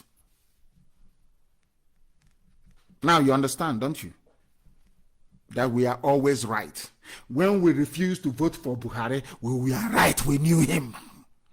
The thing these days that I'm happy about is that our Yoruba brothers now understand that we are measured in our thinking.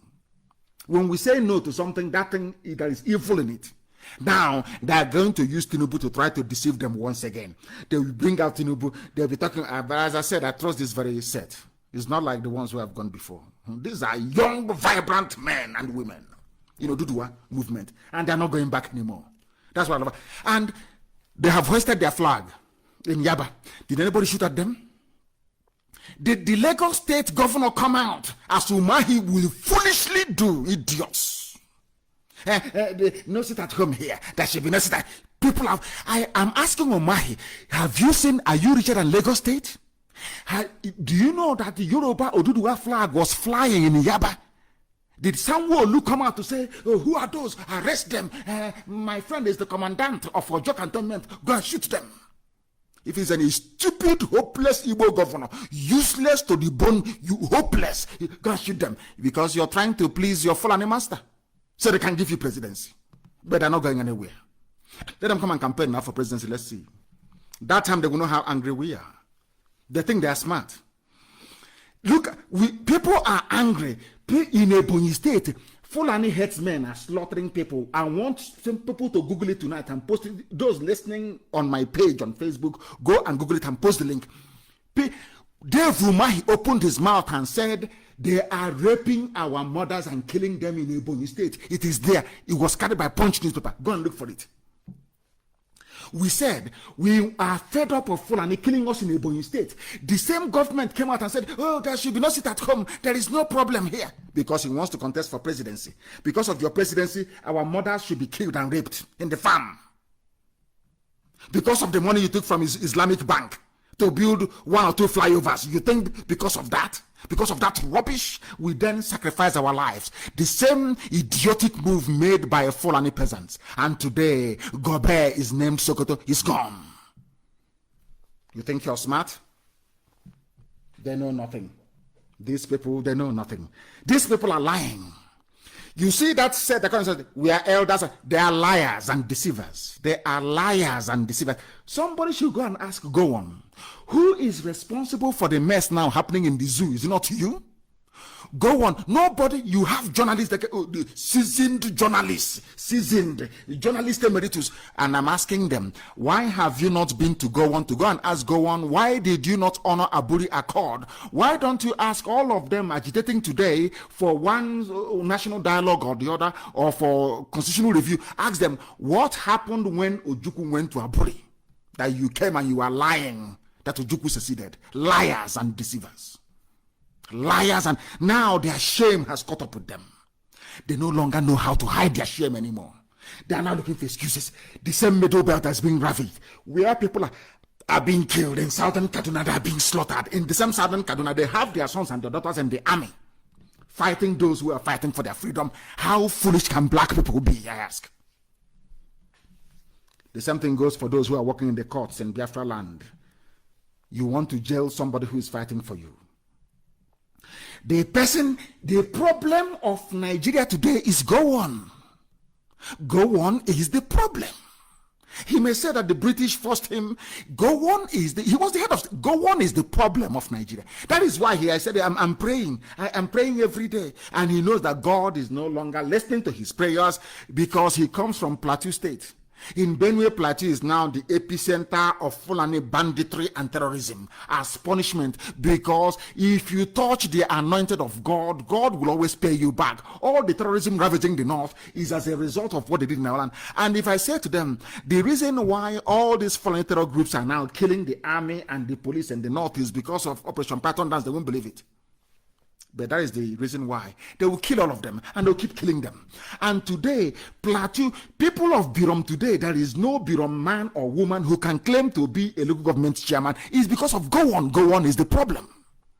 Gowon went to Ghana, discussed with Ojukwu how things are going to be. He came back and he reneged, and he had the temerity to come out and say that Ojukwu seceded. And those, let me catch a journalist again, write that nonsense that Ojukwu went to war or Biafra seceded.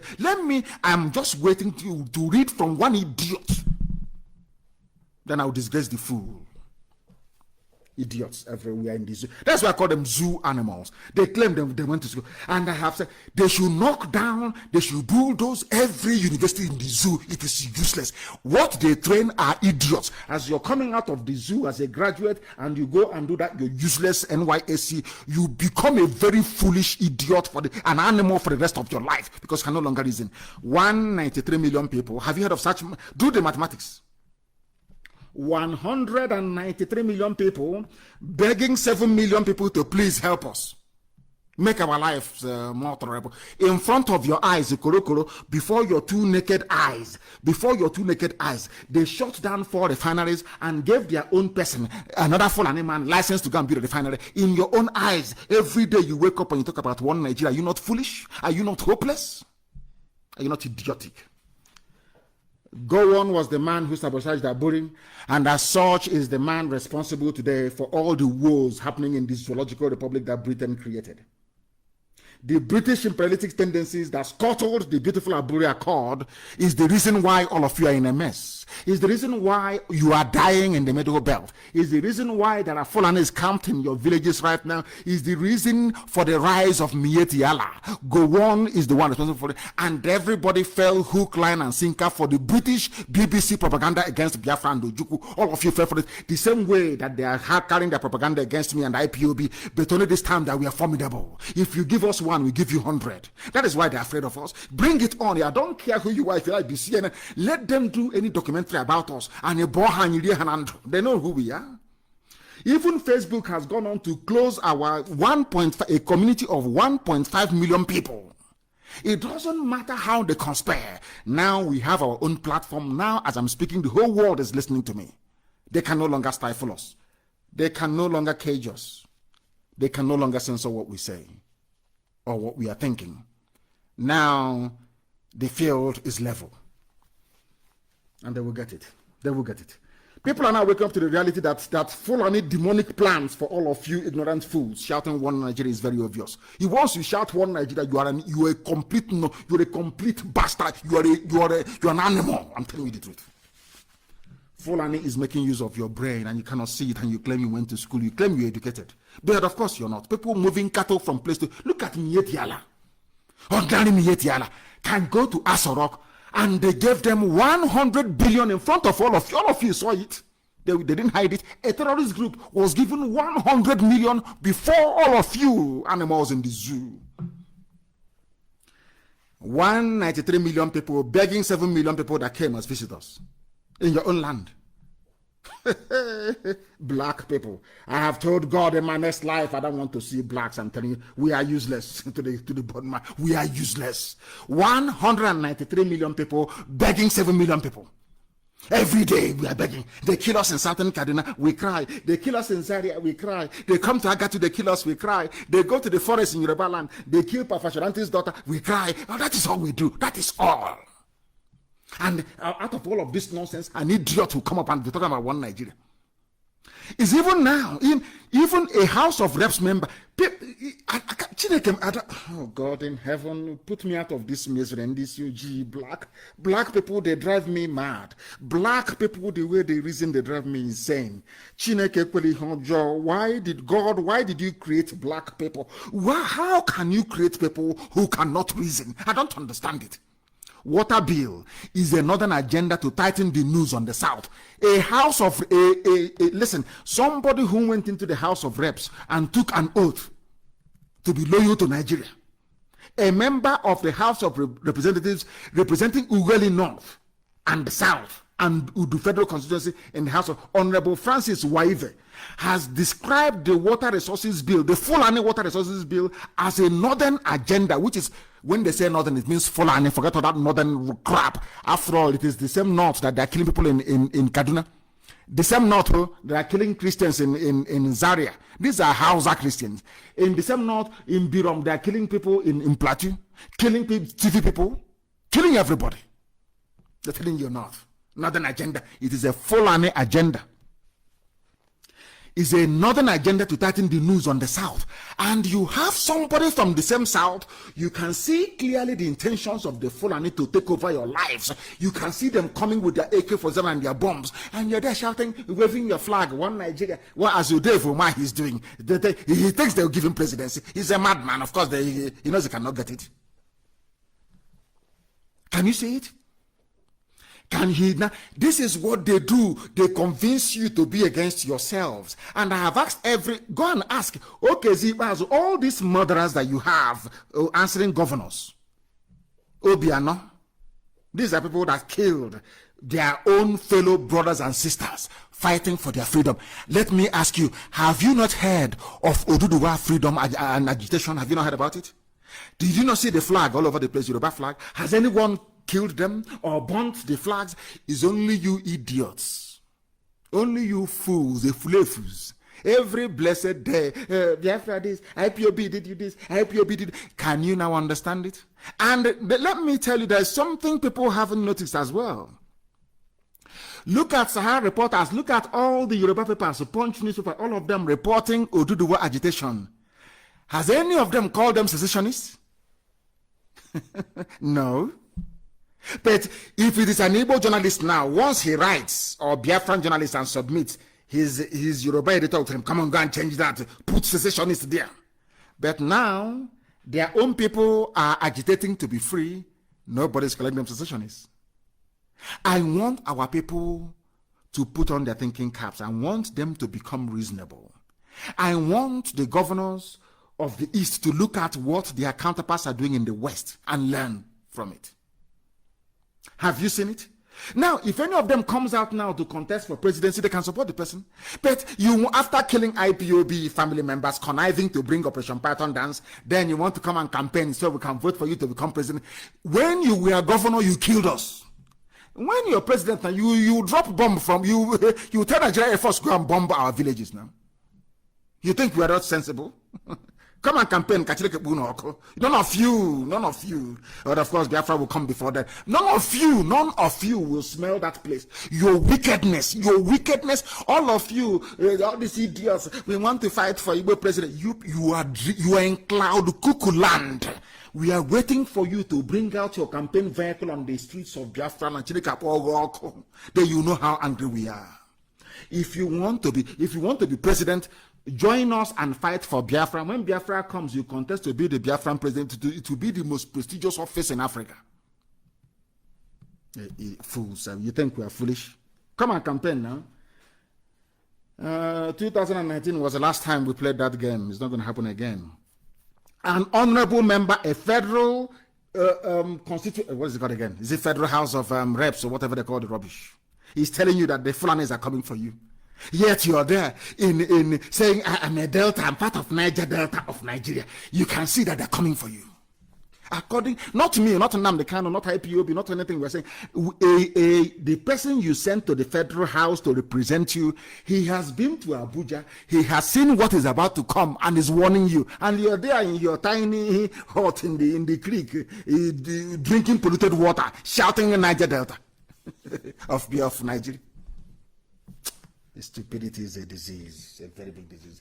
The time now is approximately 25 minutes to the top of the hour. We are live and we are direct and we're bringing the gospel of heaven. The gospel of heaven. Of heaven. Azikiwe is in his grave today.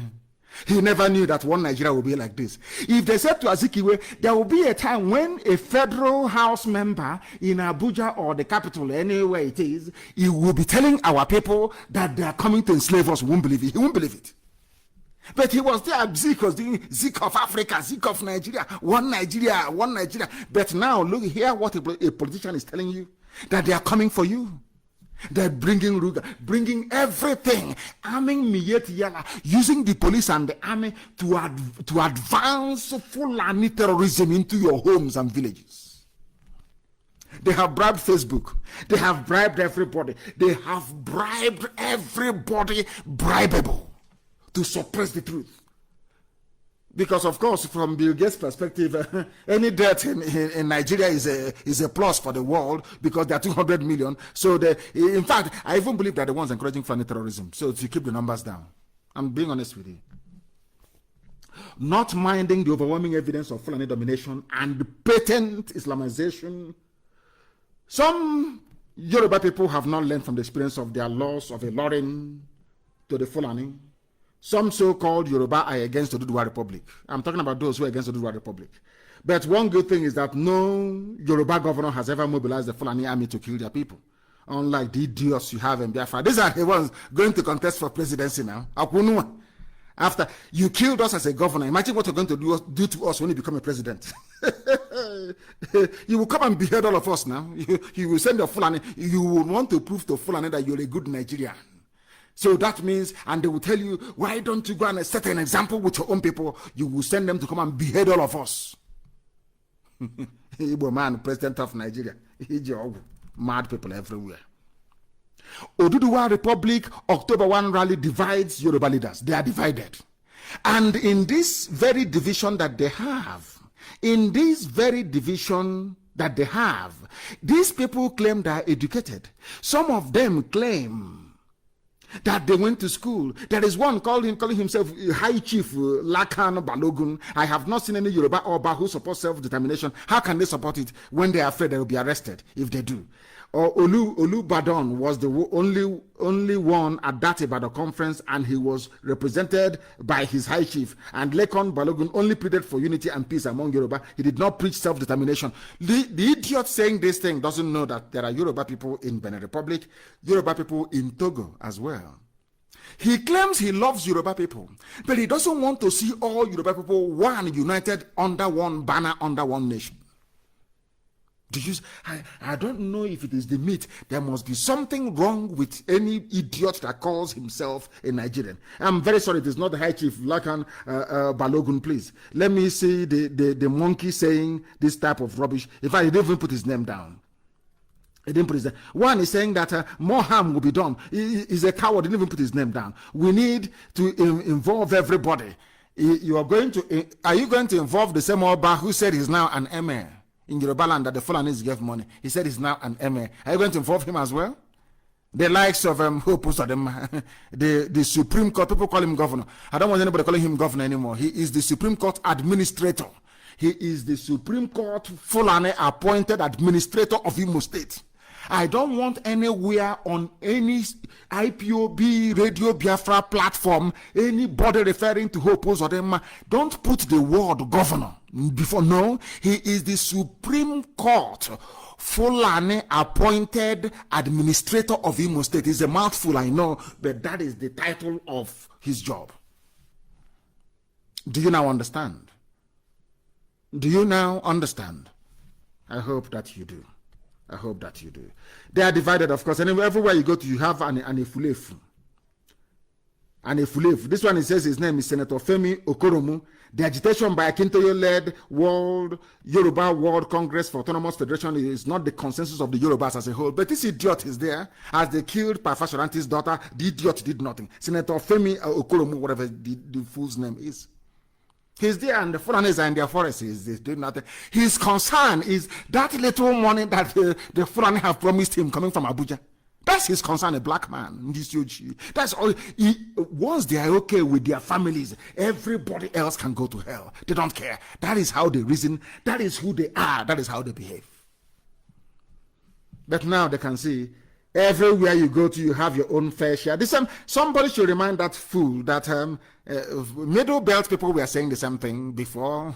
When Gowon was there, they were dancing and basking in the euphoria. We're against Biafra. We defeated Biafra. Today, they wake up and they see 8, 9, 20 janjaweed on top of their wives. And by the end of the process, the woman will be blind. Now you understand? Please, that is why I don't feel sorry for any Efulefu. 60 years on the edge. 60 years and the zoo is going nowhere. According to Danjuma, Dogonyaro, Lekwot and others. And they are all from the middle belt. Danjuma, Dogonyaro, Lekwot, others. all from the Middle Belt. They were the ones that fought Biafra. They were the ones that carried the propaganda. Igbo man is your problem. They're the ones that said that Biafra must be destroyed. Today they are crying. Today they are shedding blood. Today blood is coming out of their eyes. I'm not happy about it. It's called comeuppance. They are getting it today. Now they know Biafra wasn't the problem. Now they know that Ojukwu was not the problem. They are their own. The same place that Danjuma comes from is where Gowon comes from. Now the Middle Belt is paying the price the same way that the Hausa people paid the price for betraying their kings. Today the Middle Belt is doing the same thing. They are now crying, saying that things are no longer happening. What did they actually say? Least Biafra war, Sharia democracy, other matters to be investigated. Now they want Biafra war to be investigated. Now they understand that we did nothing wrong. Now they know that Ojukwu did not. But these were the people that fought Ojukwu. Now they're even using the same words that are used on Radio Biafra. Buhari's administration using colonial solutions to tackle problems. Now it is very clear that the Fulanis, they are the ones colonizing you. Very, very clear. Very, very clear. This is why we say sit at home. It will take is only that tells you how wicked and callous some of these governors are.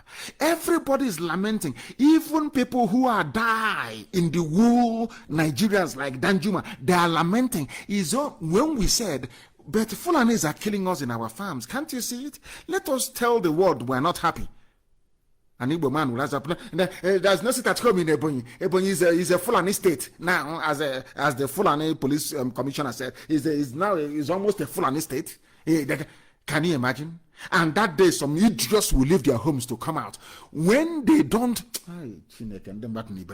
if you leave your home to come out on the 1st of October in Abakaliki or in Ebonyi, the blood of all those people that the Fulani terrorists are killing in the farms are on your head. Umahi said, come out, defy the sit at home, because he wants to be vice president to a Fulani man. All the mining in Ebonyi is under Umahi's name with Chinese people. That's what he's doing. Some of you are blind. The same thing that the Fulanis did to Middle Belt is what he's doing to all of you, because you are blind. You are blind, you cannot see. When the result will come home, I will tell you, I told you so. As I was telling everybody before. When I told you people before that the Fulanis were coming, did you believe me? Did you believe me? I told you they will come. I said they are coming to enthrone bad governance. This thing they're saying today, I told you the Fulanis will come. Your life will be a misery. Has it not happened? Has it not happened before your eyes? The same thing will happen to you. People don't know. Omahi will destroy all of you in Ebonyi. By the time you wake up, I swear to God in heaven, Ebonyi will become a Fulani caliphate. Then your eyes will clear. Mad people everywhere. Even now, after so many years, Biafra war, Sharia democracy, other matters to be investigated. Now their eyes has opened. 50 years after Ojukwu told them this. What I'm fighting is a just cause. They didn't want to hear. Ojukwu kept saying, what I'm fighting, nobody wanted to listen. Yoruba did not want to listen. Middle Belt said, let's go and kill them. Even our own brothers, everybody, they bribed them. They gave money to some people from a Joland, like Edwin Clark, to become a traitor, and he was a traitor. They are today your leaders. Traitors of yesterday are today your leaders, and you're telling me that you're human beings. What type of God made you? Now, after demonizing Ojukwu, after talking rubbish about Biafra, after over 50 years, typical black people, they have now realized their mistakes. They are now saying, oh, we are very sorry. Which they will say to IP. Was IPOB, remember when we started, there was no name under the sun that we were not called. Every name miscreant. So are you telling me now that those people fighting for Duduwa Republic, that they're miscreants? Are they touts? Are they seeking for recognition? Do they want money? Do they want fame? I want to let people understand the depth of evil in the heart of an Igbo man. I want to ask them, have you seen those who are agitating now? As a result, of course, when I met the Ambazonians in America in those days, they told me, I asked them, how did you start? They said we were listening to Radio Biafra. I'm being honest, go and ask them. It spurred us to rise up to challenge the existing colonial imperialistic orthodoxy in Cameroon by listening to us on Radio Biafra. I'm being honest with you. Now in Western Togoland, in Ghana, they are fighting for freedom because they listen to Radio Biafra. People thought that the Yorubas can never wake up, that they will never rise up to fight. But now, this breed I'm seeing now, I'm even afraid of them. They are determined to the core. And as I said to them, Tinubu will try to use it to ride to Asorok. They said over there, it can never happen.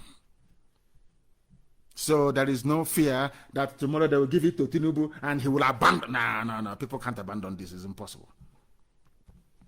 That is to tell you, everything we tell you comes to pass. Everything I tell you comes to pass. And why would people defend something as horrible as Nigeria? Because of what I call the empire mentality from our creators, the British, who adopted, I can't understand, people that they put in power after independence adopted the rogue mentality of building an empire. They call themselves nationalists. Before the white man came, were the Yorubas at war with Biafran people? The answer is no. Were we at war with Middle Belt? The answer is no. How come after they came and left? Because they built an empire. And there is something in the brain of black people. This is something that most people don't know. Black people, no matter how primitive we are, we love our freedom. And that is why in the next 50 years, you see Africa, you won't recognize it again. People are going to break into pieces. If they like, they can come back together later on. But to tell me that a white man can come from somewhere and model people up together and give you a name and you answer it, in 50 years' time, Africa will not be recognizable. People will break away. I'm telling you, people will want to be on their own the way we were before the white man came. And what is wrong with that? Absolutely nothing. Absolutely nothing. Those idiots that call themselves nationalists, they came and acquired the British Empire mentality. Let us expand. That was why Azikiwe said, no, they leave Nigeria the way it is. I don't believe in breakup, because he wants to be an emperor in an empire that he did not build. That is the truth and the fact of life. That is why, even as we preach this very gospel, in the Western, they call it, is this Western Togoland, they call it, Western Togoland. They said Ghanaian police or the Ghanaian armed forces. That's where they are strong, armed forces. Ghana security forces say separatists killed in shootout. That's what they do.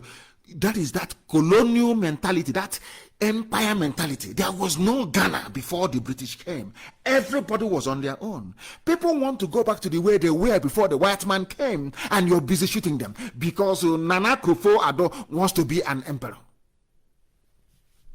Britain gave us Ghana. You know, I don't understand this thing about black people. I'm struggling. When the white man came and was conquering us, we were complaining, saying we don't like it, we want the white man to go. And as soon as the white man left, that's a edifice of racism, which is a nation state in Africa. We allowed it to stand. That very philosophical inconsistency, that inconsistency in terms of our approach to something we clearly identified as a problem initially. When the white man left, instead of the nationalists to say, to your tent, O Israel, let us plan from there, they said, no, we want to, they even formed an army and police to police the boundary created by a white man. That is why I have no regard nor respect for them. People call them nationalists. I call them a bunch of idiots. They are nothing. Right across, you say they are nationalists. They fought rubbish. They fought for their pockets and their families. Those who fought for independence properly are those that allowed people to go back to how they were before the white man came. You're killing people in Western Togo. And I'm asking Kofi Nana Addo, the president of Ghana, before the white man came, did your ancestors have anything called Ghana before, or Gold Coast? But now the white man has left. You want to assume. People are very, very backwards. Very, very backwards. Very, very backwards, I'm telling you. That is why I call African people fools. They don't have any brain. They cannot reason very well. Let us go back to how we were before the white man came. Then if I want to be in the same country with Odudu white people, I can go negotiate with them and say, we have this and that in common. We can benefit each other. We debate it. We vote on it. We go to place beside. We ask the people and they vote. That's how it's done. Anybody you want to join you, you go to them and they willingly join. As Scotland willingly joined the UK over 300 years ago, and today they want to go, and nobody's stopping them. I don't know what's wrong with African people. A white man came and built some junk, called it Nigeria, which you don't even know the meaning of the name. And you're jumping up and down. I'm a Nigerian. Let's defend Nigeria. And I'm wondering what type of cage the animal jumped out from. And possibly a university degree holder for that matter. Very, very sad indeed. Very, very sad, but we must preach the gospel of truth. But we must preach this very gospel. So Fulani will continue to wreak havoc on all of you. They will continue. That is why they said, effort for peace sake, Southerner must become next president. We are not interested. This is Audu Ogbe. He's from the Middle Belt. He's in the Middle Belt. Audu Ogbe in different. A Southerner should be. Did we say that is our problem? Do you think we are fools? Don't you think that we can go and support somebody to become president so people can be made whatever thing that they want to be? Given positions and slots, and they will make so much money. You don't know we can do that? That is not our cup of tea. If you like, spread your presidency like a confetti all over the place. That is when they will know who we are. We are not interested. If you like, come to my village, and we, after P2B and Atiku, that band has come and gone. That is the end of it. No more. No presidency, nothing. Let us give it. Do you think we are foolish? The same way you use your so-called presidency or head of state, you gave it to go on, a Christian from Middle Belt, and then you took over all of them and said, we are all one North. And they agreed. And today, what is happening to them? There's something you want to do to us. Hey, come and take the presidency. After that, then, look, Jonathan was president for 6 years. What happened? Any improvement? Is there any improvement? A few people were enriched, that's all. Who tell me the tangible improvement for the woman in the creek drinking contaminated water? How did you improve her life and that of the children? How, I ask. People are jumping away. It's our turn. For equity's sake, you are foolish. Some of you live abroad. Where you live abroad, is it Donald Trump your cousin? Is he from your village? It's the policies that matter, how the country is structured, how it is run. It doesn't matter where somebody comes from. I'm asking you, is for some of you that live in the UK shouting, is the turn of, is Igbo man's turn? Is Boris Johnson from your village? Is Boris Johnson from your village? I ask you.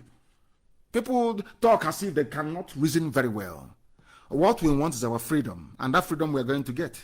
If you like, you can go and join the flan, they will deceive you. Say, it's because of Nnamdi Kanu and IPOB. That is why you cannot get the presidency. See what you can do. Some of you will try to poison us. You can go and plan with them to arrest and to do all manner of evil to us. But you cannot succeed. You cannot prevail.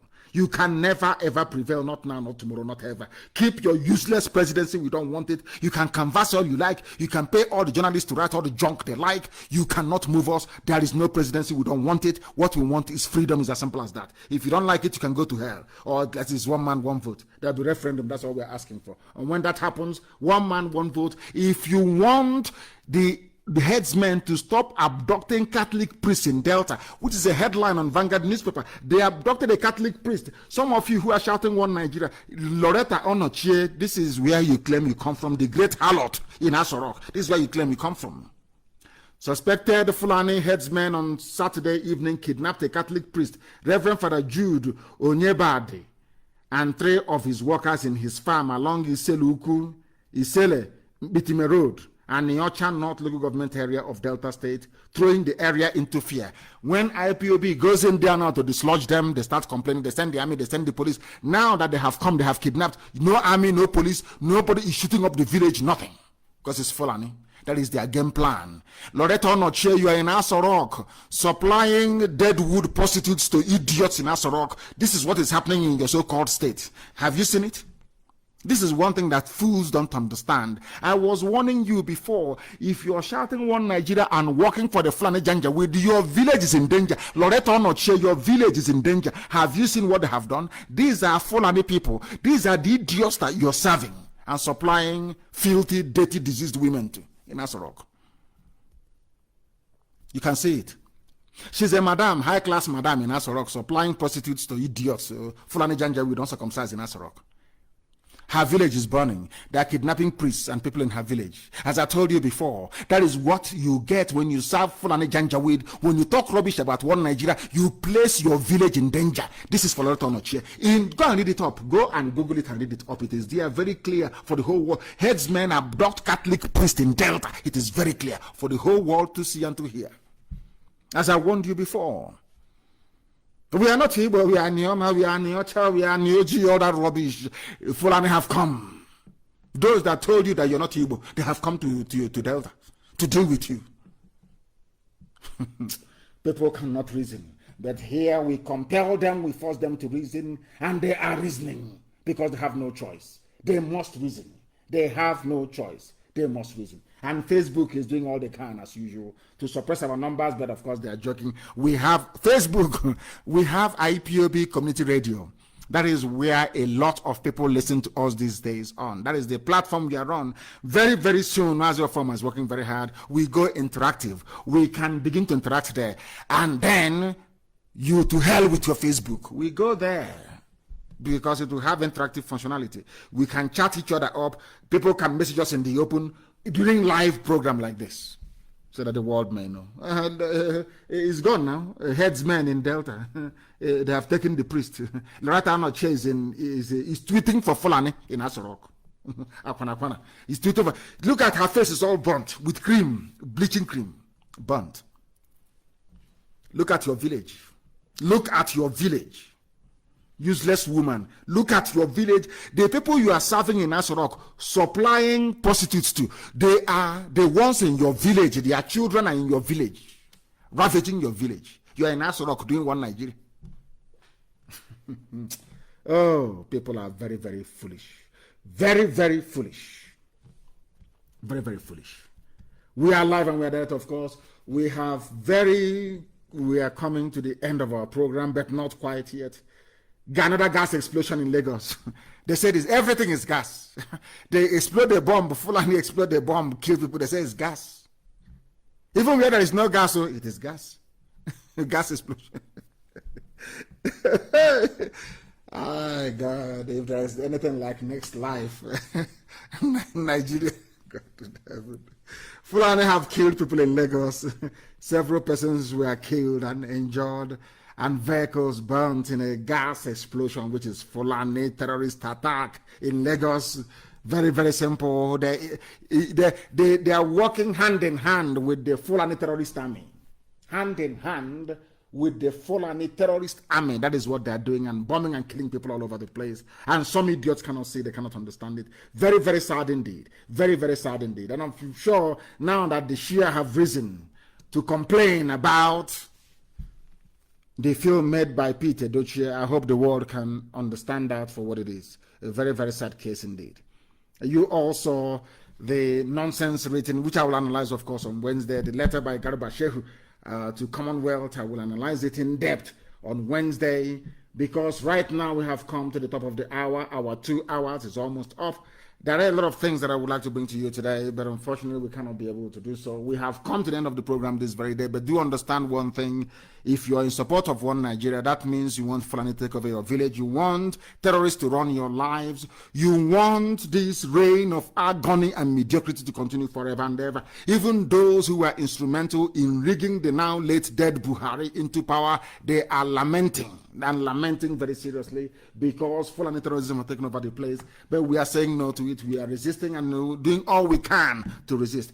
And I am glad to say that people are now waking up, people are now rising up from all over the place, and we are winning this very battle by the grace of Chukwukika Biama, not by anything we have been able to do so far. I thank you all for listening this very evening, morning, afternoon, or night, depending on where you are. And as always, do not forget, people wonder why we are fanatical about Biafra. We are fanatical about Biafra because Biafra is our religion. Here on radio, Biafra is where we worship, because Elohim Chukwukika Biama is our God. I thank you very much for listening from me from here. Good evening.